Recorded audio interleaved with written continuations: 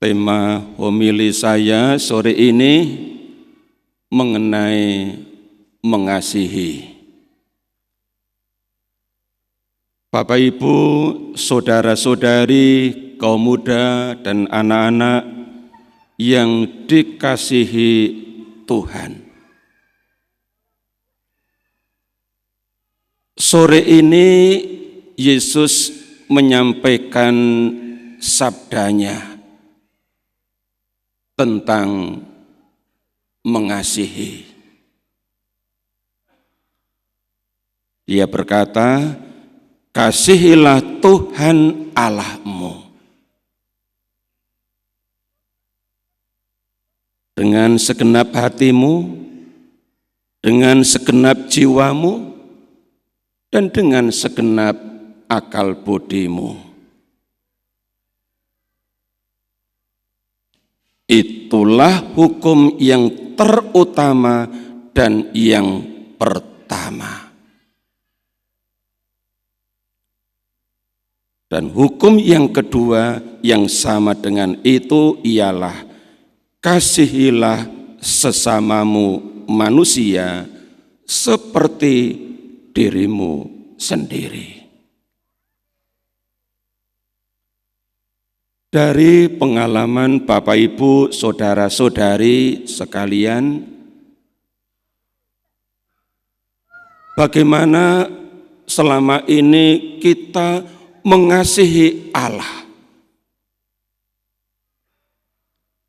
Allah yang tidak kelihatan di depan mata kita. Apakah selama ini Bapak, Ibu, saudara-saudari mengalami kesulitan? Atau sebaliknya, bahwa selama ini tidak ada kendala apapun mengenai mengasihi Allah dan sesama.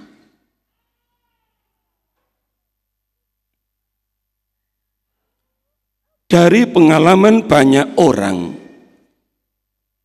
ternyata mengasihi Allah itu salah satu problem besar. Karena ternyata tidak mampu untuk mengasihi Allah yang tidak kasat mata, yang tidak ada dalam jangkauan pandangan matanya.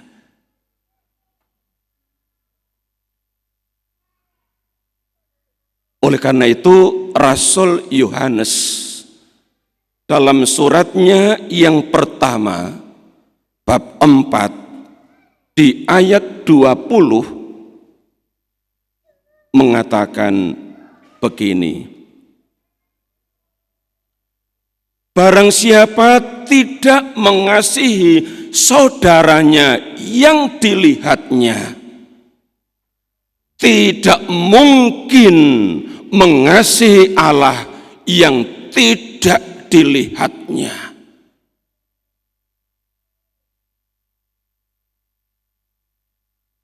Inilah seruan Rasul Yohanes.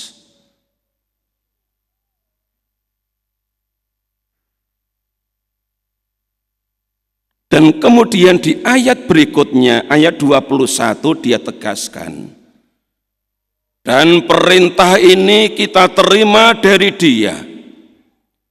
Barang siapa mengasihi Allah, ia harus juga mengasihi saudaranya.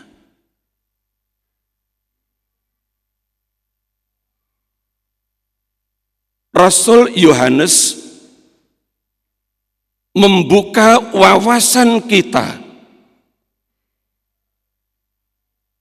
Dia membuka cakrawala kita. Bahkan dia membongkar hati kita. Kesadaran kita bahwa sejatinya mengasihi Allah ternyata harus dimulai dari rumah, di mana sesama saudara, terlebih saudara kandung, tinggal bersama. Allah yang tidak kelihatan, bisa dijangkau, bisa dikasihi lewat orang-orang terdekat, sesama saudara, terlebih yang tinggal dalam satu atap, satu rumah. Oleh karena itu di ayat sebelumnya 20a,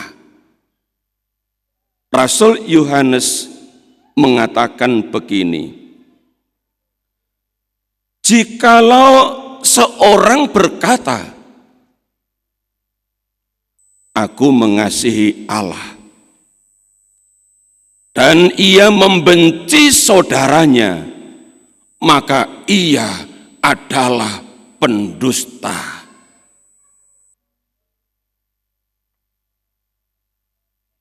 Orang bilang bahwa saya mengasihi Allah, Allah yang tidak kelihatan, tetapi terhadap saudaranya yang kelihatan saja dia membenci, dia tidak mampu mengasihinya. Rasul Yohanes bilang, dia adalah seorang pendusta. Kata pendusta dalam Kamus Bahasa Indonesia artinya pembohong.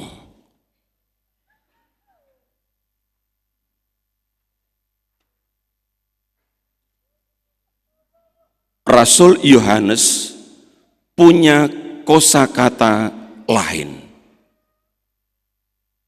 yang tidak dijumpai dalam Kamus Besar Bahasa Indonesia, bahwa kata pendusta karena bilang mengasihi Allah tetapi membenci saudaranya sendiri, saudarinya sendiri,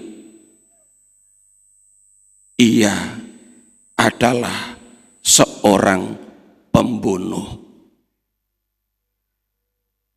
Dikatakan di bab sebelumnya, 1 Yohanes bab 3 ayat 15. Setiap orang yang membenci saudaranya adalah seorang pembunuh manusia. Kata-kata ini keras sekali, seolah-olah menuduh siapapun yang dalam keluarga membenci saudaranya sendiri, membenci saudarinya sendiri, membenci orang tuanya sendiri, membenci anaknya sendiri, membenci istrinya sendiri, membenci suaminya sendiri, membenci mertuanya sendiri, membenci menantunya sendiri. Seorang pembunuh hadir dalam keluarga.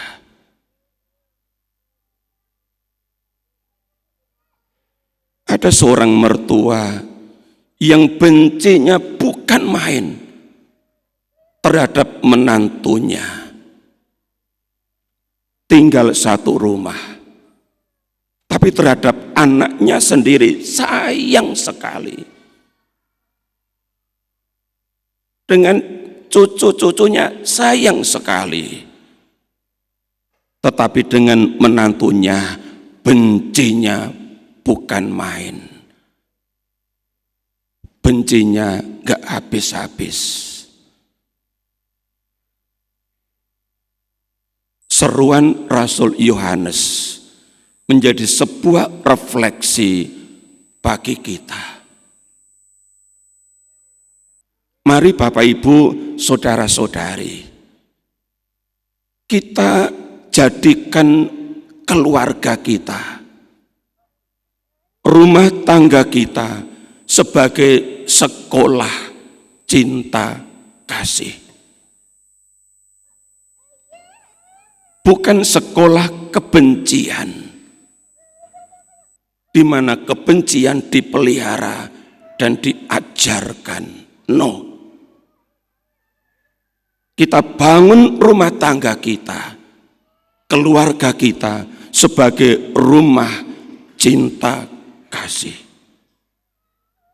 Karena mengasihi Allah, mengasihi sesama harus mulai dari rumah sendiri. Harus dimulai di rumah sendiri. Sehingga kalau bisa mengasihi sesama saudara, bisa mengasihi orang tua, bisa mengasihi anak, bisa mengasihi suami, bisa mengasihi istri, bisa mengasihi mertua, bisa mengasihi menantu. Itu adalah bukti konkret dari kasih kepada Allah. Kasih kepada Allah diungkapkan dalam kasih kepada sesama saudara. Dan ketika mampu menerima sesama saudara, dia, mereka, kita mengasihi diri sendiri. Rasul Paulus memberi contoh konkret. Dalam suratnya kepada jemaat di Efesus bab 5 ayat 28, Paulus menulis begini. Demikian juga suami harus mengasihi istrinya sama seperti tubuhnya sendiri. Siapa yang mengasihi istrinya, mengasihi dirinya sendiri. Kita bisa menjabarkan lebih luas. Siapa yang mengasihi suaminya, mengasihi dirinya sendiri. Kita bisa membaliknya. Siapa yang tidak mengasihi istrinya, dia tidak mengasihi dirinya sendiri. Atau siapa yang tidak mengasihi suaminya, tidak mengasihi dirinya sendiri. Bapak, Ibu, saudara-saudari, kalau terhadap diri sendiri saja sudah tidak mampu mengasihi, apalagi terhadap orang-orang di luar dirinya. Inilah kelumpuhan kasih. Orang tidak lagi mampu mengasihi dirinya sendiri.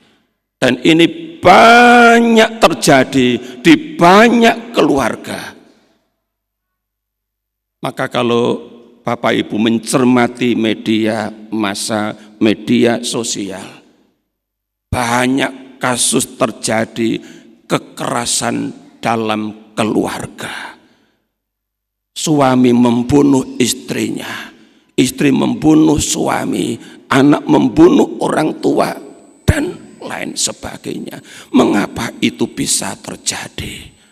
Karena orang sudah tidak mampu mengasihi. Jangankan orang lain, terhadap diri sendiri pun sudah tidak mampu. Maka mari saudara-saudari yang dikasihi Tuhan, kita mohon rahmat Allah. Allah yang adalah kasih. Kita mohon agar kasih Allah dicurahkan ke dalam hati kita. Supaya kasih Allah tinggal di dalam kita, meresap di dalam kita, dan kita mampu mengasihi orang-orang terdekat, orang-orang di sekitar kita, terlebih dalam keluarga. Mari kita bangun dan kita kembangkan keluarga kita, rumah tangga kita sebagai sekolah cinta kasih, di mana orang tua, anak-anak, sanak saudara belajar saling mengasihi. Dengan demikian, maka di tengah-tengah keluarga akan tumbuh keluarga-keluarga yang diresapi oleh kasih, dan lingkungan wilayah paroki kita dihuni oleh keluarga-keluarga yang adalah sekolah cinta kasih, yang mampu saling mengasihi seperti yang Yesus minta. Kasihilah Tuhan Allahmu dengan segenap hatimu, dengan segenap jiwamu, dan dengan segenap akal budimu. Dan kasihilah sesamamu seperti dirimu sendiri. Tuhan memberkati.